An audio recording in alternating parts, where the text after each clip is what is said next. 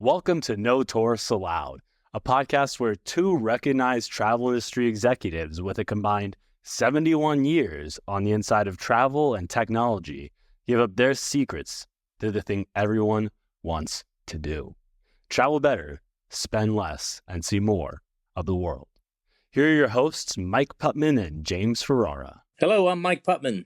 And I am James Ferrara. And Mike and I are back from some interesting travels the last couple of weeks. It's been a bit hectic. We've been all over the place individually on our own.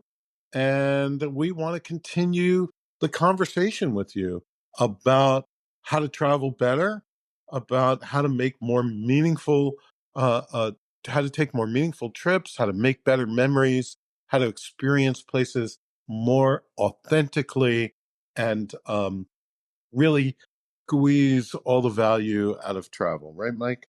Squeeze all the juice out of the travel lemon. That's what we do. That's what we do. Out of the travel peach, I'm going to say, because I am just back from a visit with Mike in South Carolina. And actually, Mike lives there. So I'm going to speak about it first because Mike's very biased. But it's a really great destination, this part of South Carolina, which is like very close to the North Carolina border. I've been there a couple times before. I've stayed in a beautiful small city called Greenville, and there are big hotels and restaurants along the waterfalls in the middle of the charming main street of Greenville, South Carolina. But this time, we stayed in a place called Traveler's Rest, and you can't get a better name than that. Really charming. And I went down there with my typical Northeastern big city attitude, like, oh, this is going to be so quaint, pretty little place in the middle of nowhere, and it'll be like, I don't know, diners and and in fact, what it is a very like hip, sophisticated area, and with great restaurants, great coffee shops, interesting concepts. This place called Community Tap, where you can go and get great like beers and local brews and wines on tap. You can also get food from various venues that are nearby there, and it's this big community space. I mean, I felt like I was going out in Soho in New York, really. And again, I don't mean to be condescending, but I just want to, express to you my surprise and delight at uh, at visiting this area. And the hotel, if you could call it that we stayed in, is really these very innovative unit built along a former railroad track, which is now, like in a lot of areas, turned into a community space with runners and bicyclists and people with their dogs and babies going up and down the track. It's called the Swamp Rabbit Trail. Very good. And that was good. And the units are right along it, and they're beautifully and very thoughtfully designed.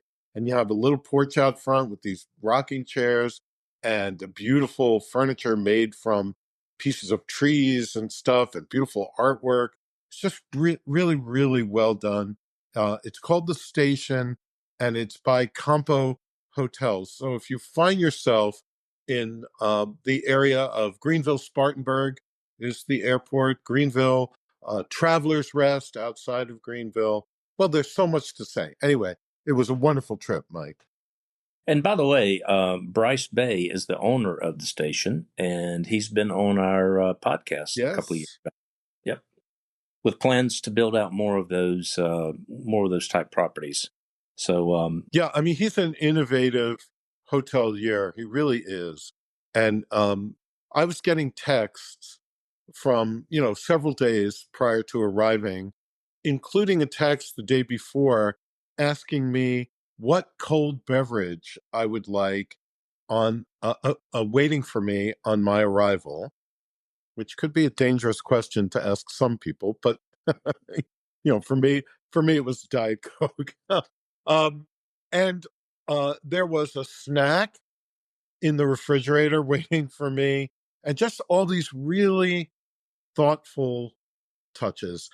That is so different than the sort of big box hotel impersonal experience. Yeah. So there were three of us, and of course, this is, by the way, very close to where I live, so I stayed at my house. But James came, and another senior level person from his organization came, and we had a 2 day planning session. But at any rate, the other person came, and she said, "Did you tell the?" She was asking me. She said, "Did you tell the people I ride horses?" And I said, "No, I didn't tell them that."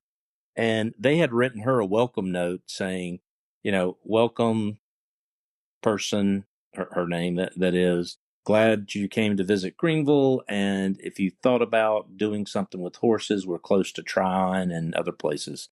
So that was, really thoughtful, a thoughtful way of welcoming people. Great hospitality. I didn't know that.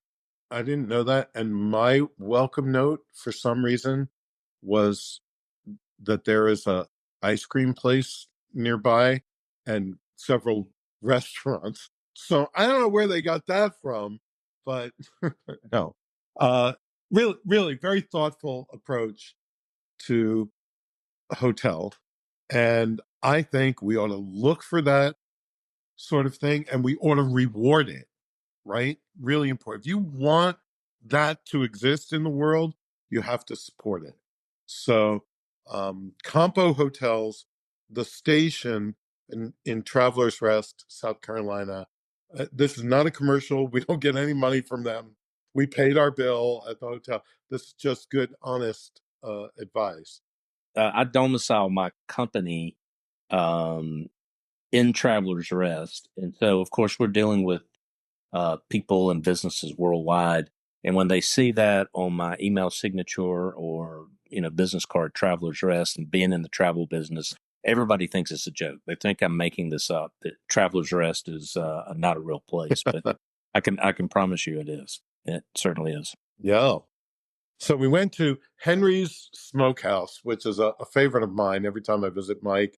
And it is a true local barbecue smokehouse where you pull up in the parking lot and the smoke is coming out of the seams of the building. Like it, and the food's really good. And we went to Coastal Crust, which is an Italian restaurant and sort of gourmet pizza place that Mike recommended, and it was spot on recommendation. The place was excellent. We ate privately at one of the clubs up in the mountains there. Don't know that you guys will be able to do that. Try to make friends with somebody in, in Travelers Rest. But speaking of hotels, I want to extend this discussion a little bit because a couple of weeks ago, I was in London. The trip's never long enough for me. It was only like 3 or 4 days.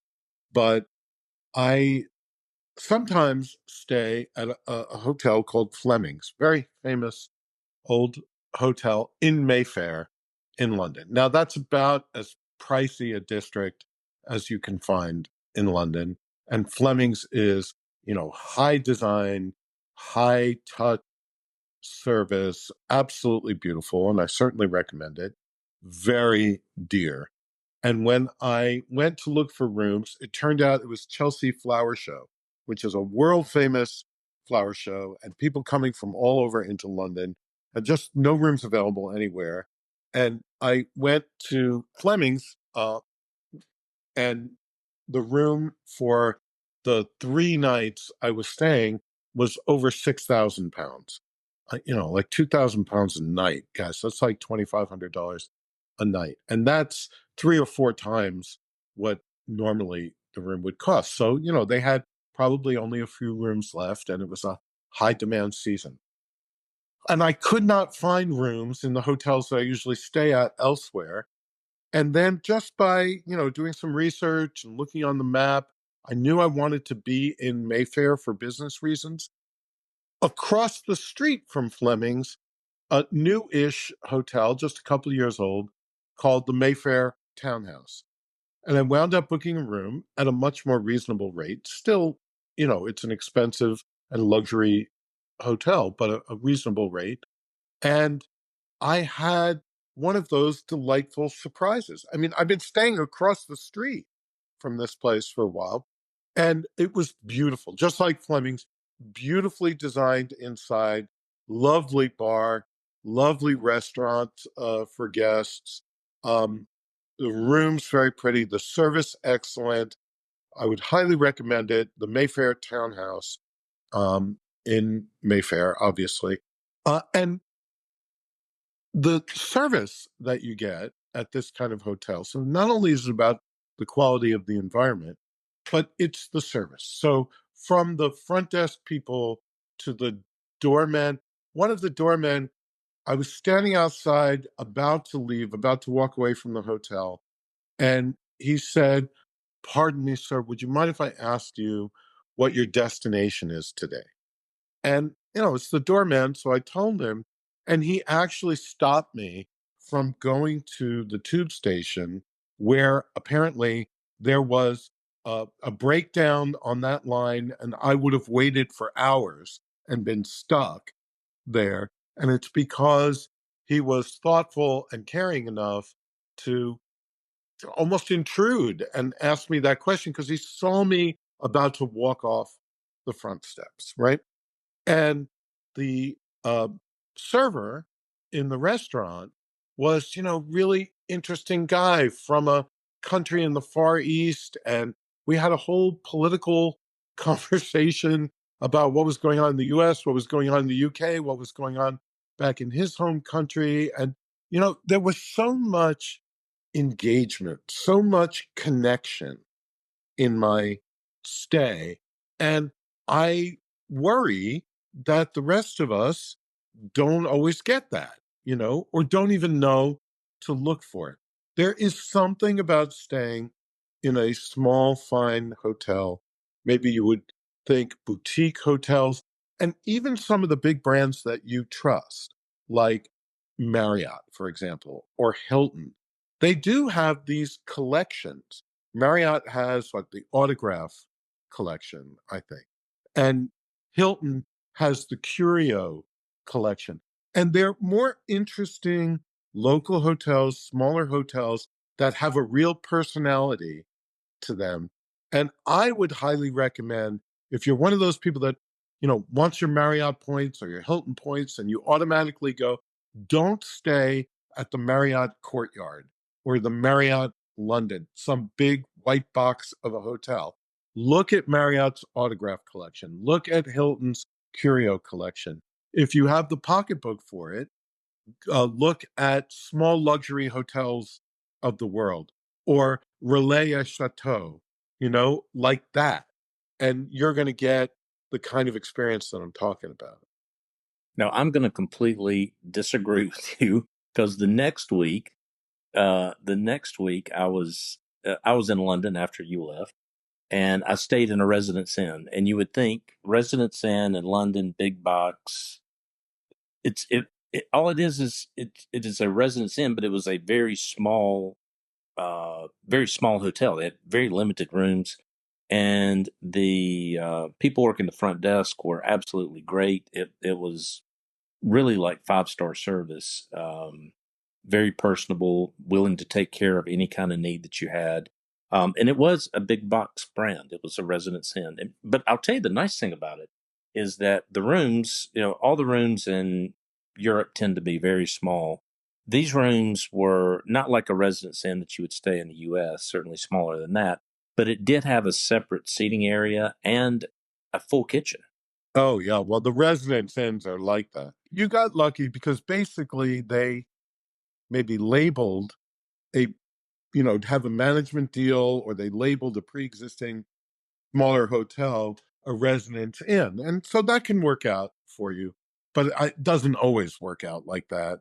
And I still think I would like people to seek the kind of small hotel life that I'm talking about. And, you know, it's also about positioning.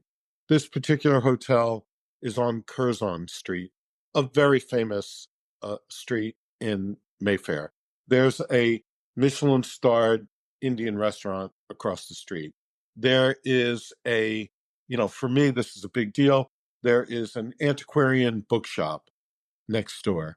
And I bought a first edition of Mark Twain's Life on the Mississippi, which is amazing. 1883, the book was published, and it's a true first edition, first publication. Um, and that's amazing that I was able to find it in this shop. But there's also the entrance right there. You're probably familiar, Mike, with Shepherd's Market. That's where I get my hair cut, as a matter of fact, in Shepherd's Market. And actually, there's a church called Christ Church Mayfair that we go to when we're in town, and it's just like 3 streets over from that hotel. So I know very well.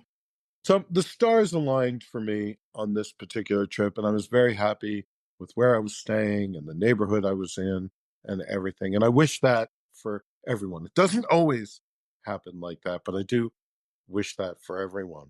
So, Mike, you've been on the road.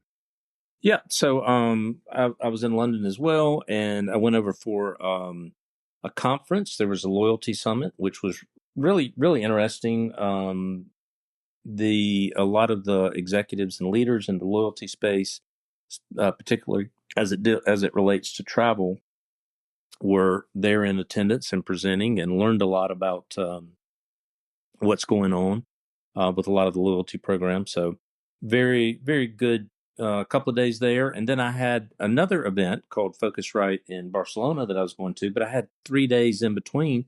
And so I've always wanted to go to Cornwall, which is, for those of you who don't know, it is in the southwest part of England, on a little boot that kind of somewhat looks like Italy, below Wales. And it's the most, the very end of it is the most southern part of England. And Rick Stein has several, and Rick Stein is a noted chef who's kind of like he's kind of like an Emerald Lagasse crossed with an Anthony Bourdain. His persona has been built around travel cookery. They call them cookery shows, and so he does a lot of those, and owns a couple of restaurants in London. I think 5 down in Cornwall, owns 3 or 4 hotels down in Cornwall. But I really enjoy his style of cooking. He's not a Michelin starred chef, because he said, I don't make small plates, I make big plates. And Michelin doesn't necessarily reward people who make plates that have tons of food hanging over the side of them. But I went down there for just an enjoyable couple of days by myself. Stayed at his hotel. The hotel is called the Seafood Restaurant. Highly recommend it. It is very small. I think there's 18 rooms, just meticulously decorated. And the service, again, another one of those great service stories, James. They must have sent me 7 emails before I got there saying, hey, check-in's at this time. We'll hold your luggage if you get here early. This is where parking is. We'll come get you from the train station, or we'll send somebody, which was, like a 40-minute ride. Just really, really great service. And part of the reason of going there is I wanted to see the area, but part of the reason was I wanted to enjoy a couple of his restaurants, which I did. And the seafood restaurant is probably his most famous restaurant outside of London, and it was absolutely fabulous. Being a resident staying at the hotel, you got a confirmed reservation, where normally you might have to book months in advance. But I sat at the bar by myself, and everything is like branded Rick Stein. The silverware, he's got his own wine, et cetera, et cetera. So that part was a little bit over the top, to be honest. But sat down, and I told the the waiter, I said, I want a really nice meal and I want to try a lot of different things. And he said, do you have any allergies, anything you don't like? And I said, basically, no, no. And so they started bringing me things out. And it was one of the best meals probably I've ever had in my life, certainly in the last few years. Yeah, it was great. So enjoy that. And I was able, by the way, let me backtrack and say I could have flown down from London, but I chose to take the train. It was about a 3.5 hour train. And it was actually more expensive to take the train. But you talk about well, not totally luxury, but it was relaxing luxury. I should say that. Very comfortable seats and just to be able to ride through the English countryside in late spring, early summer. Everything was super green. It was just a beautiful, beautiful experience. See a lot of sheep? A lot of sheep. Yeah, lots of sheep and lots of grass. The Cornish coast is one of the top domestic destinations in the UK. During the pandemic, when everything turned inward and people could no longer travel to international destinations from the UK, domestic travel, went crazy. And we couldn't even get inventory in Cornwall anymore. It was just sold out for the whole year because it's such a popular place to go.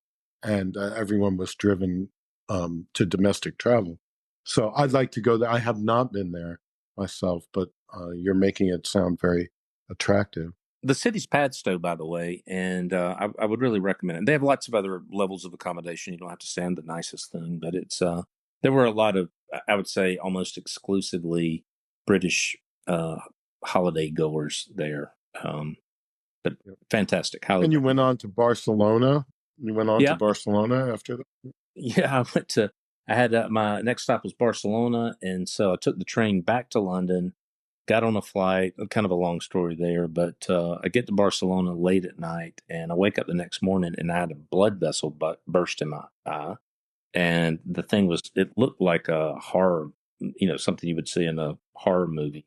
Yeah. And I had, I don't know, 20, 30 meetings over the next course of the 2 days. And I had to, apologize to everyone before the meeting to, tell them I bursted a blood vessel. It didn't hurt, no pain or anything. It just looked terrible.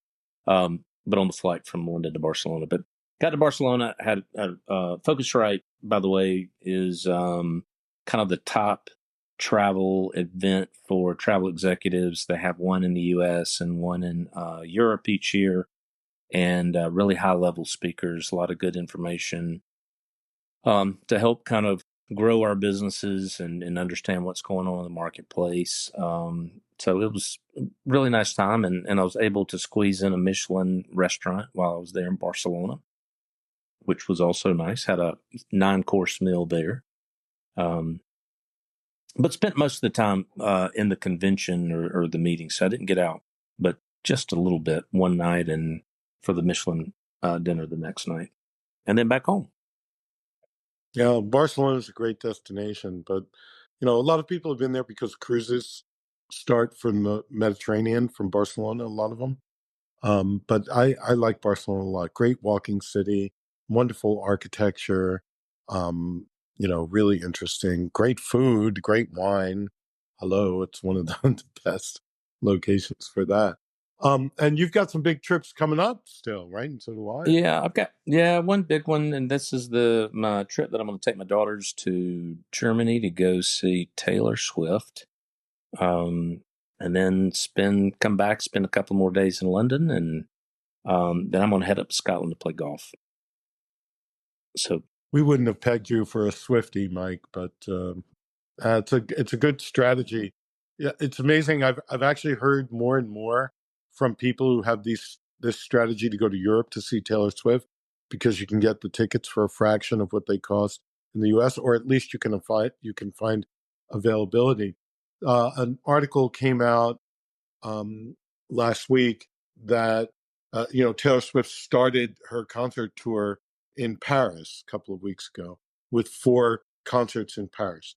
The economic impact of Taylor Swift's concerts on Paris is projected to be greater than the impact of the Summer Olympics in Wow. Paris. Okay? So that's how powerful concert travel, and I'll put sporting events. I don't know, some of you guys may have seen, I was on Bloomberg News, on Bloomberg Market last week on television, and I was talking about this. I was talking about this new trend toward um, sporting events and big music concerts sort of moving people around the globe. And we're seeing it, not only with Taylor Swift, but the Summer Olympics in Paris. The Formula One racing now, which has landed in cities around the world. A friend of ours just came back from Monte Carlo. There was a big one in Las Vegas last year, right through town. They cordon off everything and take over the town. We've got FIFA World Cup. There were cricket championships.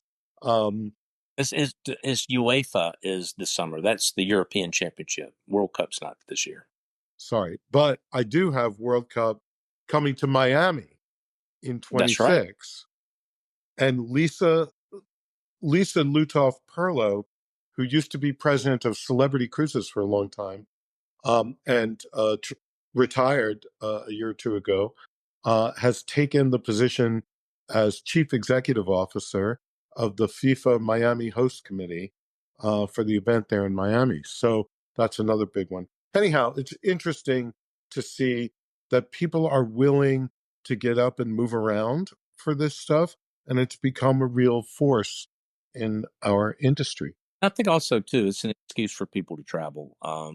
Like I really, my girls, of course, wanted to go see Taylor Swift. Me, not so much. Not that I'm against her. I just don't. That's not how I would choose to spend my evening or afternoon. But yeah, You're going to tickets. get hate mail now.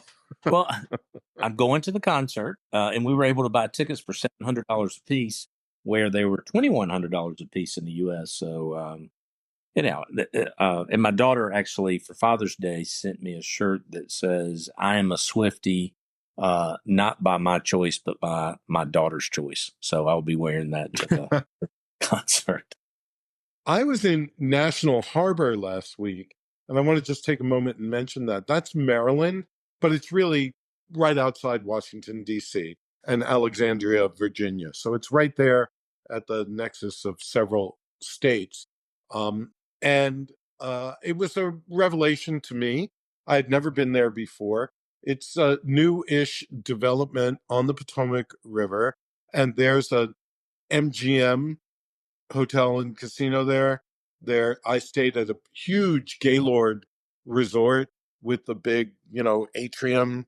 So you feel like you're outside, you're actually inside, but overlooking the river. And there were other hotels, a ton of restaurants. It's a sort of entertainment and conference area that has grown up right outside of Washington, D.C., called National Harbor, Maryland. So if you get a chance, it's an interesting place to visit, beautiful place to stay, actually. And then you can take a very easy Uber into downtown Old Town Alexandria, which is really beautiful and very big. I mean, it goes on for blocks and blocks. Charming colonial architecture, shops, galleries, all of that. Or you could go into DC.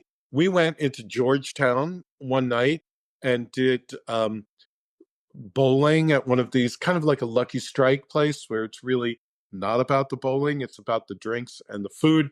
And in fact, we were with a big group, we took over the whole place, and the one lane that broke was ours. So we actually spent the evening having cocktails and food and making fun of everyone. It was a great evening. I like that. I didn't know they had casinos over there. That was Well, something. you might be calling me out. It's an MGM hotel, big MGM hotel. So I am making the assumption that there's a casino in there. Someone might want to correct me. One of our previous guests came out with a book last week too. Yeah. And here it is. Paige McClanahan, who is a New York Times travel writer and an author, travel writer, a blogger, and someone whose thoughts about travel and whose philosophy about travel we think is very closely aligned with ours. And so she was a great guest. If you didn't hear that episode, please go back and find it at notouristallowed.com. She had a lot of really interesting things to say about The New Tourist. That's the name of her book, The New Tourist, Paige McClanahan. She told us it was coming out in a couple of weeks, and here it is. Waking up to the power and perils of travel. I think you're going to like it a lot if you enjoy listening to our podcast. So I have to get Paige to sign these for us. My book came out, Money, Dreams, and Coups, so you can find us on Amazon or wherever you get your books as well. Shameless plug, but this came out about the same time as Paige's did. Paperback only, though. Not, I guess if I was a New York Times writer, I could have a hardback, but we chose just to publish in paperback. It's not the covers that count; it's what's between them. That's right. But I think it's a fun read if you, for those of you who may have known a little bit about my history and the last company I was involved with. It's a very interesting story about a very quick rise in the travel space of a company that grew really, really substantially. And it was a great ride while we were there. So, and myself and Mike Flory wrote that book together. I read the book cover to cover. It's a real page turner, and it is quite a ride. There are some hair-raising moments in there. So, Mike, we're still running our giveaway. Just want to take a moment and talk about that. We have released most of the details so far. It's a 4-day, 3-night, all-inclusive resort stay in Montego Bay, Jamaica. And the next piece that we'll release sometime in the next few weeks is exactly what the resort is, and then some other things that are included. The important thing for you listeners right now is if you want to win the trip, you got to be in it to win it. And that means you have to go to notouristallowed.com and follow the instructions to get entries into the drawing. You can get multiple entries into the drawing by doing certain things, like signing up for our newsletter, for example. Go to the website, notouristallowed.com. All the instructions are there. We want you to be in it. We want you to win it. And we're looking forward to giving this away a little bit later in the summer. Yes. Well, we got lots of travel. I know you've got lots of travel coming up this summer as well and into the fall. And I'm going to Pebble Beach. An almost non-golfer going to Pebble Beach for the week. No, we can classify me as a non-golfer. This is definitely, somehow this is topsy-turvy world. The guy going to Pebble Beach should be Mike, right? Mike's a great golfer. Pebble Beach, the inn at Spanish Bay, one of the great golf courses of the United States, other golf courses around there. What did you say, Mike? Crescent? Yeah, Cypress Point, which is probably the hardest or next hardest golf course in the world to get on, is out there. Beautiful golf course, Alistair McKenzie design. Well, and Pebble Beach is an absolutely spectacular property. Over the weekend, if you start sulking or if your wife says, you've been traveling too much, my bags stay packed. So at a spur of the moment, I can replace you for next week. I'm available. I mean, let me tell you how beautiful this place is. Several times when we were there, I saw big, like 12-point deer bounding across the golf course, which sits on the edge of the ocean. So you have this incredible view. And these deer were like props. Like I was looking to see if they're somehow chained to the property or whatever. Just really, really spectacular, and a spectacular lodge to stay in, and a beautiful coastal town right nearby, full of all the, shops and galleries right by and so on. Carmel. Yeah. It's a beautiful, yeah, Carmel beautiful area. Yep. So that's my trip next week, and I was in Dallas 2 weeks ago too. And the only reason why I'll mention, we stayed in famous, the Anatole, famous convention hotel there, absolutely enormous and very beautiful. But when I arrived, the power was out. Dallas had just gone through a terrible storm. A lot of flights didn't even make it in, but mine did. There was hail damage all over the place. And I walked into a hotel and it was dark inside everything. It was very eerie. It was like an apocalyptic movie. I'm rolling my little bag into this huge, empty, dark space. But the hotel did, this Hilton hotel, the hotel did such a great job dealing with the situation and getting everyone situated and settled and taking care of things. They had a huge conference to produce with events that were meant to be all over the place. And at the last minute, had to reorganize everything to make it work. And they just did a great job. The thing about Dallas, and I'll get, Mike is going to get some hate mail for his comments on Taylor Swift. I'm going to get some for my comments on Dallas. Why do people live in Dallas? It's 120 degrees, humid. There's hail breaking up the street. There's, the power goes out or whatever. Why? Why do you live in Dallas? I don't get it. Every time I go there, it's like the weather is like biblical in Dallas. So anyhow, I know some very nice people from Dallas. I'll give you that. Yeah, I had an office there, and one summer, this was about in 2009, for 90 straight days, it was over 100 degrees. The high temperature was for 90 days. It was scorching, but listen, I love Dallas. So send your hate mail about Dallas to James, not me, because there's a lot of. This is why we're in the travel business, right? Because I'm sure people want to get out of Dallas once in a while, and we can help you. Okay. But listen, guys, we're going to be. We've got a lot of travel plans this summer, so we're going to be kind of in and out.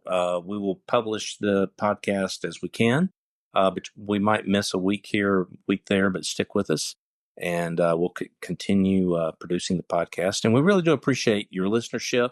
Thanks for sharing the podcast. Thanks for recommending the podcast. You can go to notouristallowed.com and download all the back episodes. Of course, you can subscribe at anywhere you get your podcast. And also go to our website and register for the free trip. We want to see you in Jamaica coming up this year. So please go to the site and register.